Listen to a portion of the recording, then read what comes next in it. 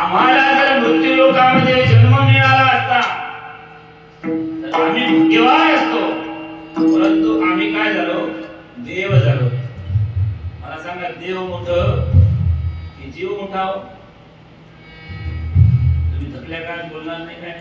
पारायण करू काय म्हणायचं?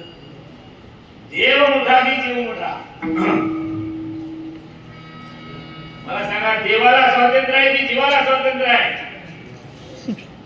म्हणून आपण काहीही करू शकतो. देवाला स्वातंत्र्य नाही, जीवाला स्वातंत्र्य आहे. देवाने सांगितलं की माझ्यापेक्षा श्रेष्ठ जीव आहे. जीव का श्रेष्ठ आहे? कारण तो काहीही करू शकतो. हे शरीर ताब्यात मिळाल्यानंतर तो काहीही करू शकतो. वास्तविकता अशी आहे, भगवान परमात्मा बोलून चुकतात. ममैव मनुष्यो जीवलोके जीवभूत सनातनः मनःषष्ठानि इंद्रियाणि प्रकृतिस्थानि कर्षति. काहींचा स्वभाव आहे वासंशीर्णानि यथा विहाय नवानि गृणाति नरोपराणि तथा शरीराणि विहाय ज्ञानानि संयाति नवानि ते. याच्याकरता शरीर गुरुवर्य सांगतात, शरीर आल्यानंतर ते शरीर काय करतात? तर देवाला लाजवणारं शरीर जर तुमच्या ताब्यात आहे, मग त्या शरीराने काय करावं? कशाला बोलत होतो लक्षात आहे का तुमच्या? 15 वर्ष झाले आपण गाठापर्यंत होतो की नाही? म्हणजे मला असं म्हणायचं होतं की 95% तुकोबर आहे तुम्हाला, कळली की नाही? या माझ्या कटोळे मध्ये कोण पाहिजे आता काय घरी जाऊ?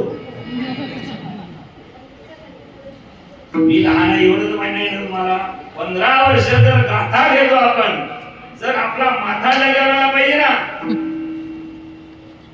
महाराज जर आम्हाला जर आलं असतं तर तुम्हाला इथं कशाला बोलतो?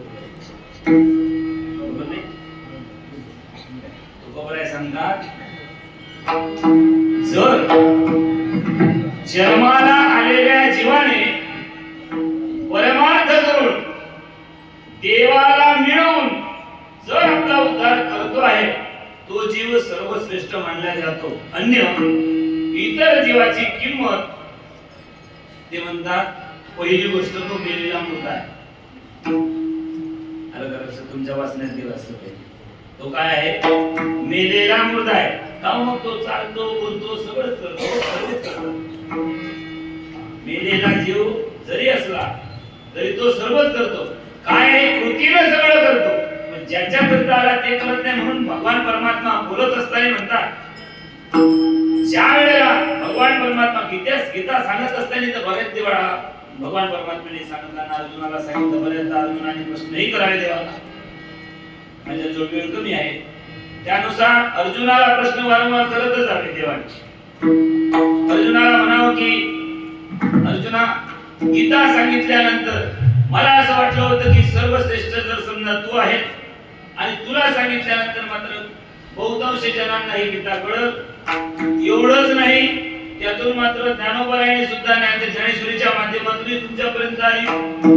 56 भाषेचा केला शेकरू भवानी नाव भारी. आणि भारी भवानी 56 भाषाही वाचल्या गेल्या असल्या पाहिजे. मी म्हणतो 56 भाषेपेक्षा आपल्याला तिकडे जायचं नाही.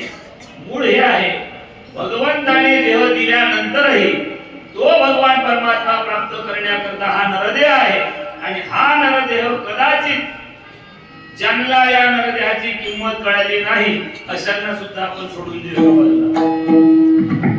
जे परमार्थाच्या चाकरीत आहे, जप तप ध्यान धारणा जे काही करतात, त्यांच्याकडून तरी आपण अपेक्षा करू की खरंच या देहाची तुम्हाला किंमत कळाली का? खरंच हा देह मिळाल्यानंतर तुम्ही त्या भगवान परमात्म्याला आपलं केलं काय? आपलं करण्याकरिता काय करावं लागते? कदाचित ही कल्पना काय म्हणू आहे काय?